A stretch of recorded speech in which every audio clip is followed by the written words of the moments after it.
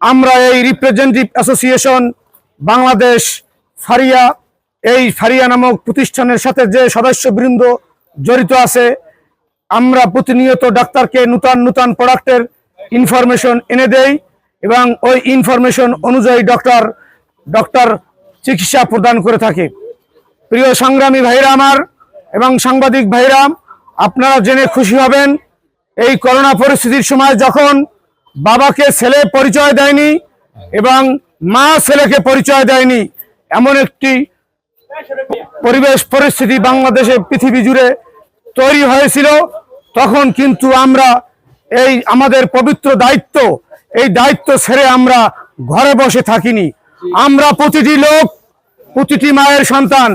আমাদেরও বাবা মা আছে, আমাদেরও ঘরে স্ত্রী ছেলে সন্তান আছে। তাদের কথা আমরা মাথায় না ভেবে, আমরা এই বৃহত্তর জনগোষ্ঠীর কথা ভেবে এই পটুয়াখালী 3, এই গলাচিপার এবং রাঙ্গামালী পটুয়াখালী 4, এই 2টা আসনে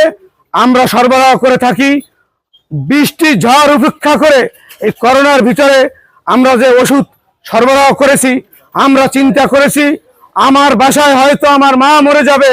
হয়তো আমি রিস্কে পড়ে যাব, আমি মরে যেতে পারি, কিন্তু এই বৃহত্তর জনগোষ্ঠী বাঁচানো আমাদের পবিত্র দায়িত্ব। আমরা এত অক্লান্ত পরিশ্রম করা সত্ত্বেও আমাদেরকে কোম্পানিগুলো যখন আমাদেরকে নিষ্পেষিত করে, বিভিন্ন সময় আমাদের বেতন ভাতা কেটে দেয়,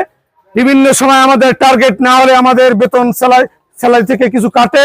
আমাদের টিএডি বিল কাটে, আমাদের তেমন কোনো ছুটি নেই বললেই চলে।